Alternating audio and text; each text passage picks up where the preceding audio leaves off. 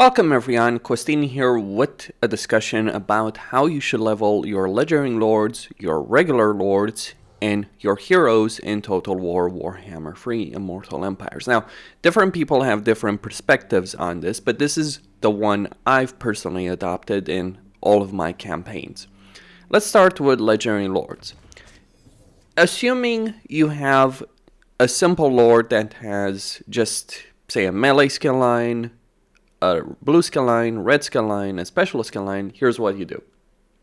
I'm just going to reset Malekith skills in this particular case. I chose him deliberately because he is a hybrid lord. He also has the magical skill line. But generally speaking, for like 90%, 95% of legendary lords, I would first get a route marcher to be able to traverse a larger portion of the campaign map, and then I would get inspiring presence. That will put you at level 3. Now after that, what I would do is I would spend skill points in the red skill line buffing whichever unit is the main unit I'm using in this particular army. So for Malekith, I've been using a lot of dark shards with shields, so what it makes sense is to get 3 points in Sheath Master in order to buff the dark shard ammunition and the reload time reduction. I could have also gone for Linebreaker, which buffs up the Blackheart Corsairs, the Bleak Swords, and the melee defense of Dark Shards themselves. But I wasn't relying in this particular army so much on those units. Now, so you're looking at level 3 for Inspiring Presence. You're going to get to level 6 with the first 3 red skills.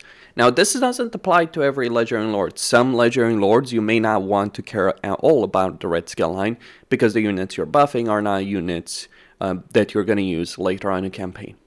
This is one of the reasons I buff Sheath Master here, because regardless of what I'm going to go for, you'll always probably want to use Dark Shards in a campaign. Unless you want to go for Shades, but that is a different discussion. You could obviously buff you could obviously buff the Shades in melee and ranged with Ray Leader. But in the case of Dark Elves, I mostly use Dark Shards. So always have that in mind. Now, what do you do after that? Once you finish upgrading your legendary lord at level 6, well, you save your points. And you save your points. You don't spend points until that legendary lord gets to level 12, or whichever level their special skill line is unlocked. Most of the time, the vast majority of times, is going to be level 12 for them to unlock their special skill line. In the case of Malekith, what I want is War Leader. And the reason you save from level 6 to 12 is because you will obviously have a bunch of skills. Now, the amount of skill points that you may want to save for that depends on the legendary lord. For Malekith, what I'd really need is actually 4 skill points, so I actually could spend skills up to level 8 on him. But there's also plenty of legendary lords where you might want to save things. So in this case, I've unlocked a special skill line, War Leader, which gives income from looting and sacking settlements, post-battle casualties, lord crew rank, casualty replenishment, and post-battle loot, as well as an upkeep benefit for all of my armies. Okay. What will you do after that? Mounts will be unlocked automatically, so that's not the problem. Well, one of the things I would say you should get pretty quickly is missile resistance once you're finished with that. You can obviously spend skill points in, say, the casting tree or the melee tree if you absolutely need them. But most of the time, you should get past the early game and get to level 12 without having to spend those skill lines. Typically speaking, the special skill line is well worth saving up the points for 6 levels in order to get it. Now, over here, there's some top skills that might be worth it. In this case, like for instance, Eternal Hatred if I'm fighting High Elves. Or Sadistic, which gives melee attack, armor-piercing weapon damage, and charge bonus. Just some ideas. But to be honest, neither of those is too important at the moment, though getting absolute power is. Okay, now what do you do? Well, some people will argue in favor of the magic skill line. I am not in favor of spending points in magic on a legendary lord. and instead I would rather spend points in the melee tree.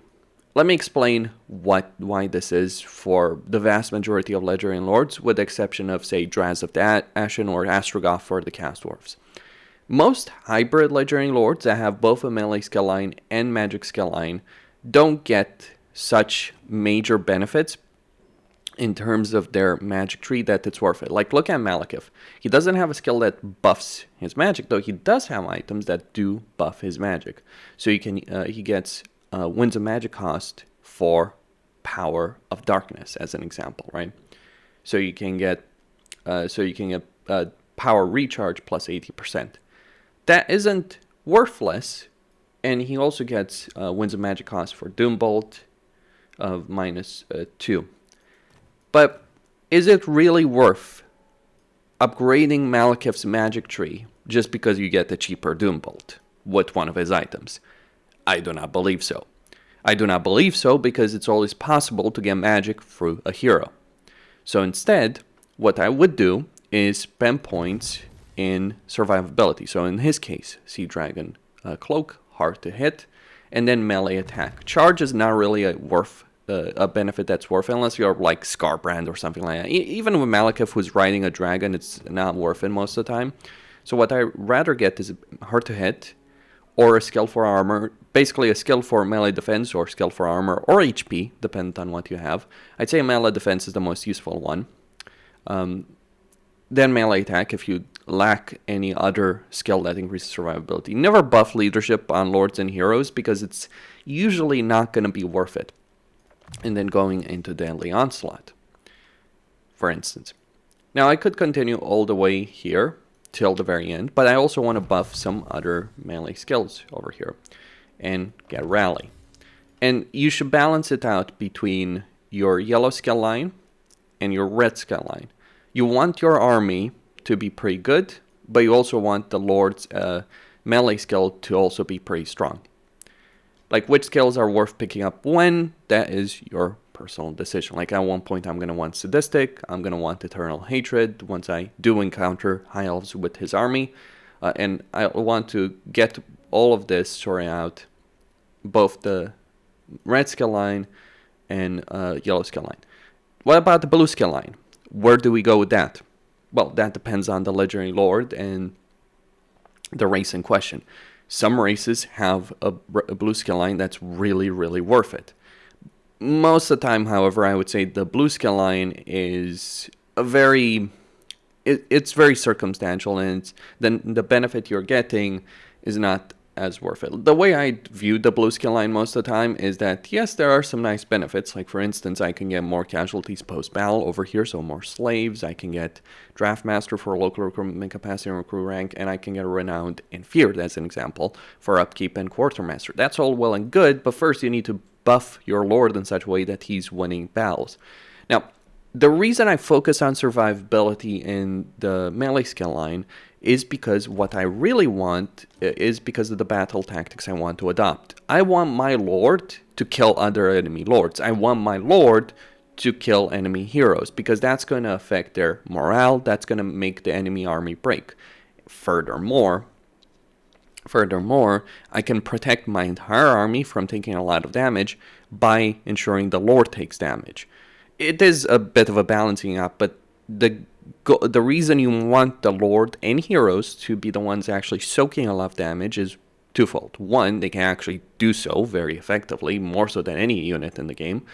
Two, they can replenish that damage for any race far more effectively than an army. Even if you have great casualty replenishment, the Lord generally will replenish quite better than your army, than any unit in your army. Because basically they're a single entity, and they have a higher innate replenishment. Hell, there's skills for quite a few races that buff the replenishment of the Lord in itself by quite a lot. Okay, let's talk about regular heroes, though. Yes. For regular heroes, you don't have a special skill line, so what you do depends on what kind of Lord you have. Like, if you have a melee Lord like this, like in this case I've gotten full-on Chief Master, I've got the Line Breaker points. Once I unlock a Name of Power, I'm obviously going to go for that. For Names of Power for the Dark Elves, just as an idea, I would go for the aristocratic name of power as opposed to any others. Though you could certainly go for one that buffs their combat potential. And once I've finished with Line Breaker and gotten a Strength for Spite, I'm probably going to buff their melee skill line. Buffing the army for secondary lords is, I'd say, a priority until you get them to a higher level and maybe you have items to spare. For legendary lords, buffing their melee skill line might be more important, but then again, legendary lords can get items through quest battles and get a lot of power, like Malekith over here has 4 items. I have some items for a secondary lord, but obviously their dueling ability is not necessarily going to be as good, so I'd rather focus on buffing the army over here. Alright, but what about heroes? Well, let's say you have a caster hero. Generally speaking, with a caster hero, let's say over here a sorceress of fire, what you're going to want to do is get the first skill and then get a damage skill that's worth it. Or maybe a buffing skill. Depends on your army, depends on your faction, but most of the time, let's say if I have a fire sorceress, I'm going to get a burning head, then I'm going to get kindle flame, and then fill up the burning head, move on to evasion. I want evasion for the speed, melee defense, and I want to unlock the skill line here. I don't necessarily want to unlock the spells so late on, because obviously winds of magic are a concern. But what I'm really interested are the following abilities. I'm interested in the miscast chance, I'm interested in magical reserve, and I'm interested in arcane conduit for virtually every mage. And in this case, Hecate's blessing as well, the ward of Hecate, the ward of Cain. Typically spell resistance is not really worth it, but let me just reset her skills over here. So I'd go 1 point fireball. Once she reaches level 2, 1 point Burning Head, once she's 3, Kindle Flame, once she's 4, then Hecate's Blessings, once she's 5, then just basically spend all the points in Burning Head, get Evasion, and at this point, depends on how much you want the big spells over here versus how much you want magical reserves. So I would get magical reserves first as I unlock this, and then get whichever spell. Get both spells, really. Getting the upgraded versions can be worth it, sure, but just having a larger arsenal of spells is the smarter decision. Arcane Conduit, and in this case, let's say we go full on Piercing Bolts, and then I get full on 2 points in Scouting, Missile Resistance, Spell Resistance, just, for the hell of it. Spell Resistance is not too important as skill for heroes. What about melee heroes? Well, usually depends on their skill line. It depends on their skill line. For a hero like a Death Hag that has casualty replenishment, any hero that has casualty replenishment, the biggest priority you have on that hero is buffing the casualty replenishment. But keep in mind, you can spend the first point at level 2 there, but then you're going to have to wait until level 5 and level 10 to spend the additional points. So what you just do is get the melee skill line if they're a melee lord, like for instance in this case I'd get Dance of Death into Dance of Death 1 point, 3 points in Impassioned. 3 points in Impassioned. Whenever I unlock the ability of spending points in replenishment, I spend a point in replenishment, but otherwise I'm buffing melee defense. When I unlock one of these skills, for instance, the special skills, if a hero has them, not all do, you may want to get it. Now, in this case, I would say Cry of War is probably the better choice than the other two, just because of the fear that she's going to cause. Though Witchbrew can also be pretty solid, and certainly Rune of Cain. You may want to get the Ward of Cain as well pretty quickly if you're dealing with a lot of ranged troops. It depends on what enemies you're dealing with. Like, do your enemies have a massive ranged troops that you're going to have to deal with? Though, to be fair, heroes by default can handle a lot of range damage pretty effectively because they can dodge the shots just by constantly moving them back and forth. But yeah, buffing melee defense, like in this case, getting Passion full on, 1 point Wild Eye, that would get Foe Seeker, and then I would buff Tenacity full on, 1 point Fervor, and or 1 point Fleet-footed, and then get Deadly Onslaught. For someone like a Master, who has let me just reset all his skills and I'll demonstrate it. So for someone like a Master, what I would want to get is Indomitable Will, first off, but I would also want to get Training. Maybe I want to get Growth if I am keeping this guy in a province, because obviously these skills would be available later. Basically, I would get Hard to Hit, 3 points, 1 point Blade Master. That unlocks Throw Seeker. And by this point, right, you should still spend points in Training. And, you know, get the special skill line if your hero has it. So in this case, Weakness Support, Melee Defense, and the martial name of Power. And then after that point, get the Ward of Cain, Missile Resistance, Full Plate Armor, and eventually I'll be going for that. And when names of power, well, regeneration is always sweet to have over here. And that's the gist of it. Why do I not focus on magic? As I said, most of the time, the magic on Legendary Lords is not worth it for the hybrid ones, to be very, very clear. Sometimes it might be, but more like passive effects, like vampires might want to get the passive effects of their magic, but you don't want to necessarily cast spells unless it's really, really good magic. And even then, I would dare argue with a Legendary Lord, it's worth it to not have him as a caster, even if he has a lot of casting potential, because you still want that duelist. You'll still want a guy you can throw in a battle and you know he's going to win against a lot of lords and a lot of heroes in that particular battle. You want the dueling capability. It depends who you're facing, of course. Different campaigns have different priorities. For instance, in Malekith's campaign, the dueling capability is kind of important because, well, for instance, Valkia declared war on me. Or you have Grombrindal over here. If I just leave Grombrindal or Valkia to just run amok, then that's a problem. Also, it causes a lot of damage to their army. I mean, Alifanar isn't too much of a problem. If you're wondering, by the way, how I managed to ally Grombrindal, well, you don't have to fight Grombrindal as Malekith. I just sold them a bunch of territory over here in this campaign. So now we're best friends, funnily enough. But still, that's how I level lords and heroes in a campaign. Though other people have a different perspective. Other people would focus on the magic skill line of a legendary lord like a hyper lord. So for some people would argue that getting the full magic tree for Malekith, as an example, would be worth it. Maybe not all of it, but things like Chill Wind, Spiteful, Conjuration, Power of Darkness, Blade Wind can have a lot of power as spells in battle. But the thing is, getting a mage to support you isn't too big of an issue. And there's only so many winds of magic that your army is going to have, right?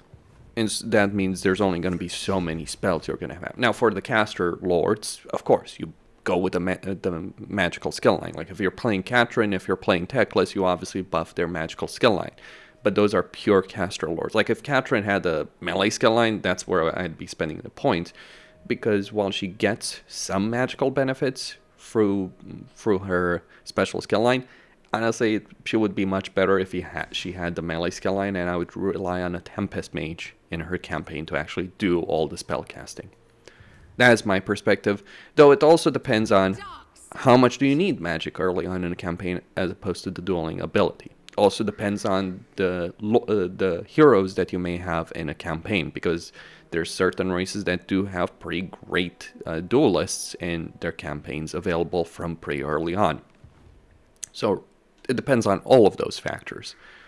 But this is the approach I use like 99% of the time in all the campaigns I play. Costine signing out. Don't forget to subscribe, like, and enable notifications, and stay tuned for more.